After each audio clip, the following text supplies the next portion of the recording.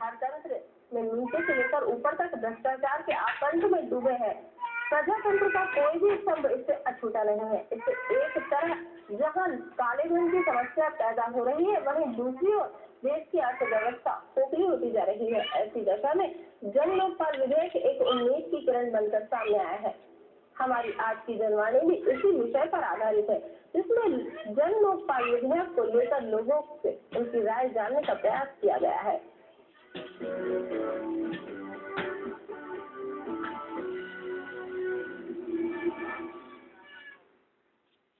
देश के बहुत कम लोग ही जानते थे कि जन लोकपाल विधेयक लाकर देश में बढ़ते और प्रजातंत्र को खोखला करके भ्रष्टाचार पर लगाम कसी जा सकती है। कम से कम देश की नई पीढ़ी को तो इसका जरा सा भी इल्म नहीं था। इसी बीच देश के गांधीवादी विचारक और सुप्रसिद्ध वयोवृद्ध सामाजिक कार्यकर्ता अन्ना हजारे सामने आए और उन्होंने जंतर मंतर में आमरण अनशन कर जन लोकपाल विधेयक संसद में लाने की मांग की। उनके साथ कुछ लोग जुड़ते चले गए।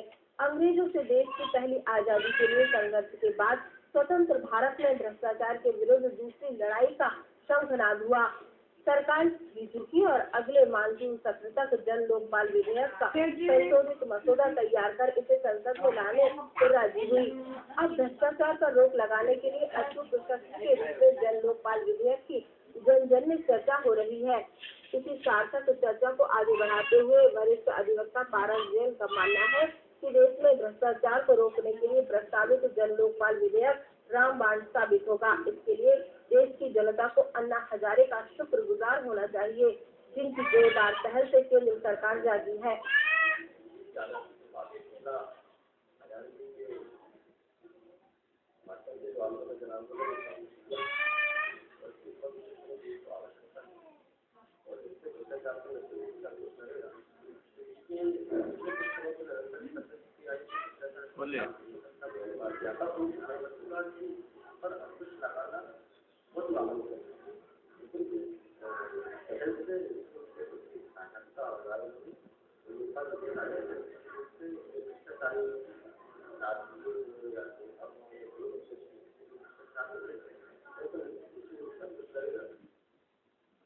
सॉफ्टवेयर इंजीनियर मुकेश मैना भी मानते हैं कि देश की अर्थव्यवस्था लगातार खोखली हो रही है और काले धन की समस्या विकराल रूप धारण कर रही है।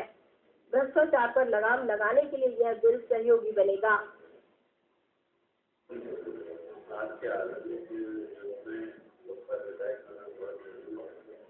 हमारे हर जगह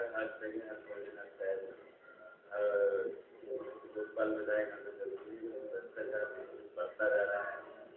हमारे राजनीति हमारे अफसर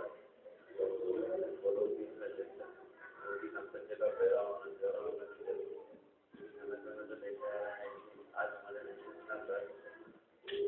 होता जा रहा है, भ्रष्टाचार बढ़ता जा रहा है। कदम है और साबित हो जा रहा है, क्योंकि उसका ये लोकपाल विधेयक बढ़ाने से जगह हमारे हमारा सोशल हुआ है।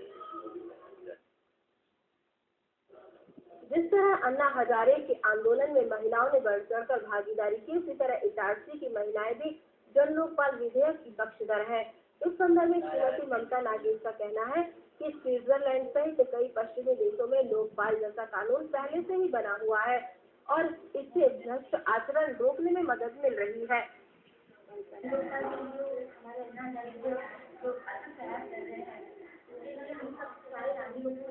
पूरी तरह से उसमें शामिल होने का पूरा हक है। वो जो लड़ाई लड़ रहे हैं वो उनकी अकेले की लड़ाई ना होकर वो पूरे देश की लड़ाई है। क्योंकि जो जन लोकपाल बिल है ये क्या है, पहले अपने आप में है, पहले की जो टर्म थी वो उम्मीदवार करने से पहले कहा जाता है, अपने आप में टर्म नहीं है, लेकिन ये स्वीडन में सबसे पहले आई है।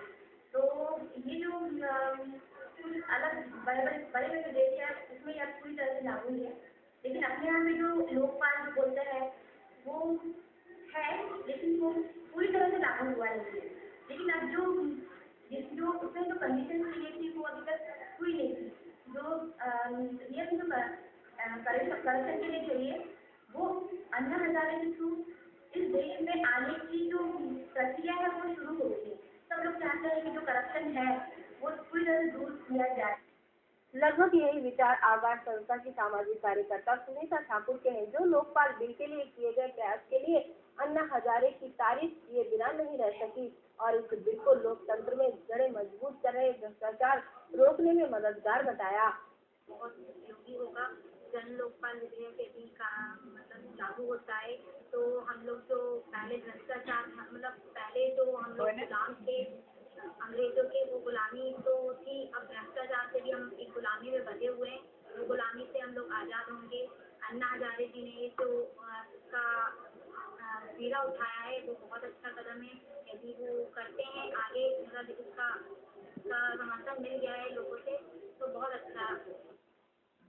पत्रकार विनय मालवीय का विचार है कि जन लोकपाल विधेयक के दायरे में हर वर्ग के लोगों को शामिल करना चाहिए ताकि बढ़ते भ्रष्टाचार और उनके बदलते स्वरूप पर बंदिश लगाई जा सके।